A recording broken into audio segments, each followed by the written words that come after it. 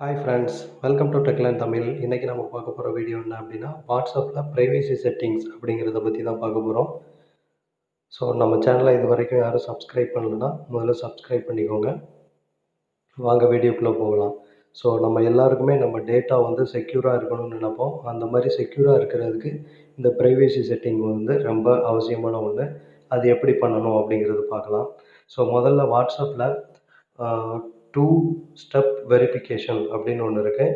So அது எப்படி enable பண்ணணும் அப்படிங்கிறத பார்க்கலாம். ஸோ முதல்ல வாட்ஸ்அப் ஓப்பன் பண்ணிக்கோங்க. இதில் இந்த ட்ரிபிள் டாட் இருக்க ரைட் சைடில் இருக்க கார்னரில் இருக்கிறத ப்ரெஸ் பண்ணுங்கள். ஸோ இதில் வந்து உங்களுடைய செட்டிங்ஸ் அப்படிங்கிறது விசிபிள் ஆகும். இந்த செட்டிங்ஸ் கிளிக் பண்ணுங்கள். கிளிக் பண்ணிவிட்டு இதில் பார்த்தீங்கன்னா அக்கௌண்ட்ஸ் அப்படிங்கிறது இருக்கும், அதை கிளிக் பண்ணுங்கள். அதை கிளிக் பண்ணிங்கன்னா உங்களுக்கு வந்து 2 ஸ்டெப் வெரிஃபிகேஷன் அப்படின்ட்டு இருக்குது. 2 ஸ்டெப் வெரிஃபிகேஷன் அப்படிங்கிறத கிளிக் பண்ணுங்கள். 2 ஸ்டெப் வெரிஃபிகேஷன் அப்படிங்கிறத கிளிக் பண்ணிங்கன்னா உங்களுக்கு வந்து இந்த மாதிரி ஸ்க்ரீன் அப்பியர் ஆகும். ஸோ இதில் வந்து எனேபிள் பண்ணுங்கள் அப்படிங்கிற மாதிரி வந்து இதில் லிஸ்ட் அவுட் ஆகும்.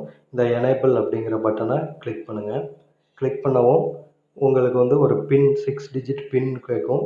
ஸோ நம்பர்ஸில் ஒரு 6 டிஜிட் கொடுங்க. கொடுத்துட்டு நெக்ஸ்ட்டு கொடுங்க. நெக்ஸ்ட்டு அதே பின்னை கன்ஃபார்ம் யுவர் பின் அப்படின்னு கேட்கும். அதுலேயும் அதே சேம் பின் நம்பரை கொடுத்து நெக்ஸ்ட்டு கொடுங்க. ஸோ நெக்ஸ்ட்டு உங்களுடைய இமெயில் அட்ரஸ் கேட்கும். இமெயில் அட்ரஸ் கொடுத்து நெக்ஸ்ட்டு கொடுங்க. ஸோ நெக்ஸ்ட்டு கொடுத்தீங்கன்னா உங்களுடைய email address again confirm email அட்ரஸ்லேயும் கேட்கும். அதே இமெயில் அட்ரஸை திரும்பவும் டைப் பண்ணுங்கள். கொடுத்துட்டு சேவ் பண்ணிடுங்க.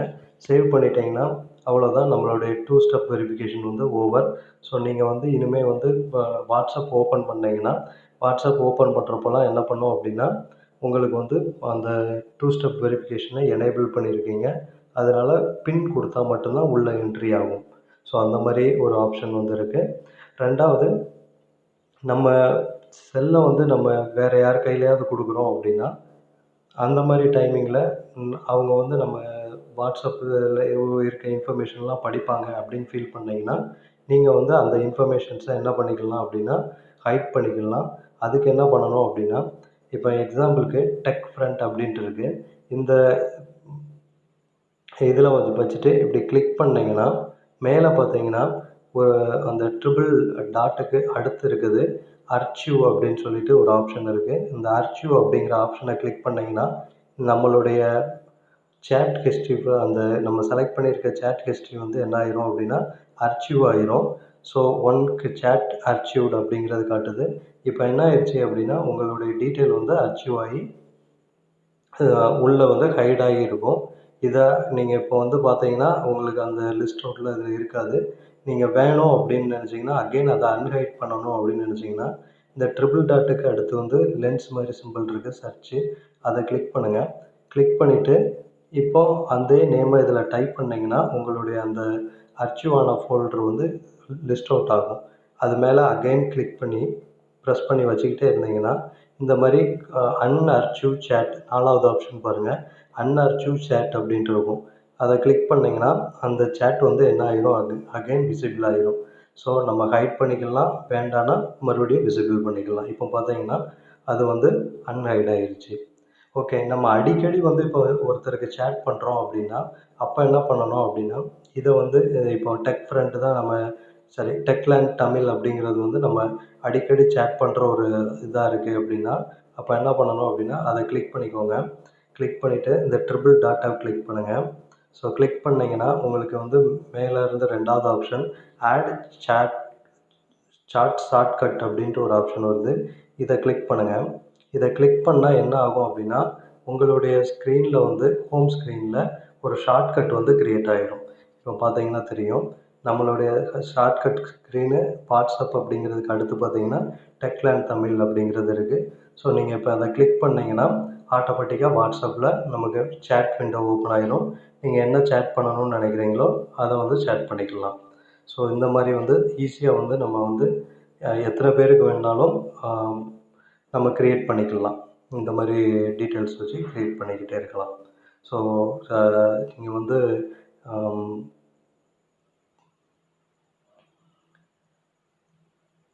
நெக்ஸ்ட்டு இப்போ ஒரு குரூப்ல இருந்து நமக்கு வந்துட்டு இமேஜஸு இது மாதிரி இன்ஃபர்மேஷன்ஸ் வருது.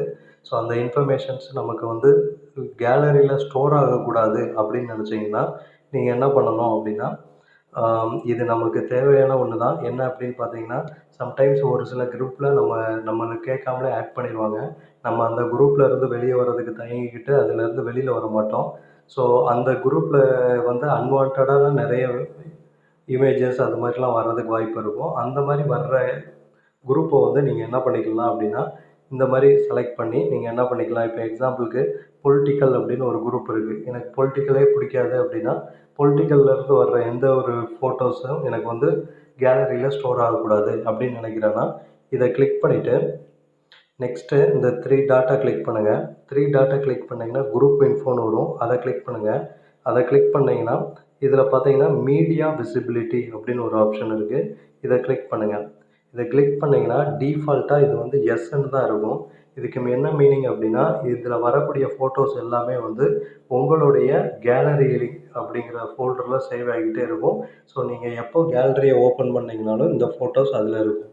இதே இது நோ அப்படின்னு குடுத்துட்டீங்கன்னா, இதில வரக்கூடிய எந்த ஒரு ஃபோட்டோஸுமே வந்து நமக்கு என்ன ஆகாது அப்படின்னா, அந்த கேலரியில ஸ்டோர் ஆகாது. ஸோ இதனால என்னன்னா, நமக்கு அந்த ஃபோட்டோஸ் இனிமே இந்த குரூப்ல இருந்து வர்ற எந்த ஒரு ஃபோட்டோஸுமே உங்களுக்கு ஸ்டோர் ஆகாது. ஸோ கேலரிய நீங்க வியூ பண்ணி பார்க்குறப்போ, அதில அந்த ஃபோட்டோஸ் தெரியாது. ஸோ ஆனா இது வந்து நம்மளுடைய டிவைஸ்ல ஏதோ ஒரு இடத்துல ஸ்டோர் ஆகியிருக்கும். நமக்கு வந்து இது ரொம்ப ஹெல்ப்ஃபுல்லா இருக்கும். எப்போ அப்படின்னா, நம்மளுடைய மெமரிய வந்து நம்ம கிளியர் பண்றோம் அப்படிங்கிறப்போ, அந்த பர்ட்டிகுலர் ஃபோல்டருக்குள்ள போய் பார்த்துட்டு, நமக்கு வேண்டாதது எல்லா இன்ஃபர்மேஷன்ஸையும் ஈஸியா கிளியர் பண்ணிடலாம். ஸோ இது இல்லன்னா, இதில என்ன ஆகிட்டே இருக்கும் அப்படின்னா, கேலரியில நம்மளுடைய ஃபோட்டோஸ் எல்லாம் நெறைய ஸ்டோர் ஆகிக்கிட்டே வரும். ஸ்டோர் ஆக நமக்கு மெமரி ஸ்பேஸ் வந்து குறைஞ்சிக்கிட்டே போகும். ஸோ இந்த ஆப்ஷன் வந்து நீங்க எனேபிள் பண்ணிக்கலாம். வேண்டாம் அப்படின்னா டிசேபிள் பண்ணிக்கலாம். இப்போ நான் எனேபிள் பண்ணியிருக்கேன்.